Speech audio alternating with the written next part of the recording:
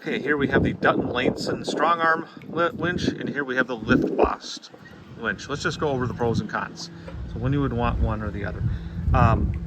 These models, from what I understand, is they only have these short cords, and they're not turned on when they're not in use. So right now it's in the neutral position, it's not on.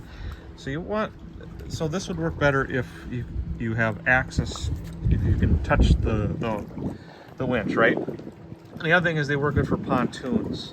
So you can see here we have a flat bunk, and over here we don't have a flat bunk. If I stand on the side of the boat and press this switch, and I did this, I've had a Dutton Lainson strong arm on this originally, the boat comes up crooked. Well, you can see that the boat is straight. So it's good to have one of these. And then also I got one of these as well, so I can operate the boat. Now the winch is on, it's always on, it's turned on, it's got a solar panel.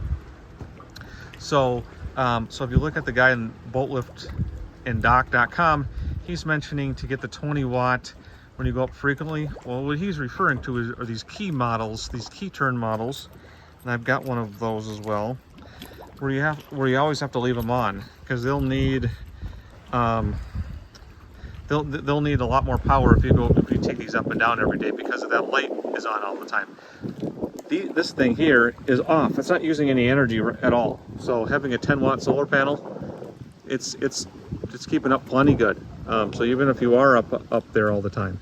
So the biggest thing is, if your winch is way out here, you can get a longer cord or get one of these. The thing I like about the wireless is I never have to worry about taking off without my keys.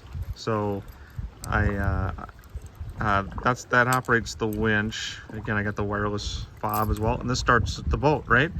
So I'll never be able to, well, I guess I suppose I could take a drill, and there is a drill backup, but I'll never ever have to worry about taking off without my keys, because either I got to use this, at least in most cases, right, this to operate the winch, or this I got to go or take this and put it in that keyhole and turn up and down. Now, what do you do if the batteries are out? Well, what I would do is just take a ladder, stick it about halfway out there, hop on from the dock, and I've done this, hop on from the dock to the ladder, and then I can reach over to the key, you know, if for some reason the battery went out on this. And then also, this is the nice thing about this model versus this, is if, say, the main battery, the big battery right here or right there goes out, and you need to, you know, let's just say it's way up in the air, let's say the boat is way up in the air, you can get a drill backup, where this ain't gonna turn with a drill. There's a special tool, it's a weird tool that you got to use. So the only I mean, I have cranked it down before. It takes about 45 minutes for me to get it all the way down. It is a bear to get this all the way down. What I find useful with the manual backup is, say if the battery does go out and you pull up on here, I can crank it up just enough so the bunk can grab it while I go get the battery charger or go get a new battery.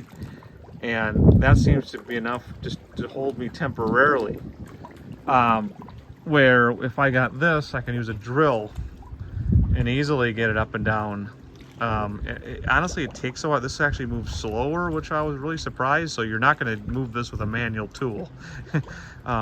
But it does work good with a drill, and it works pretty seamlessly. You don't even need an impact drill. It doesn't take much torque at all.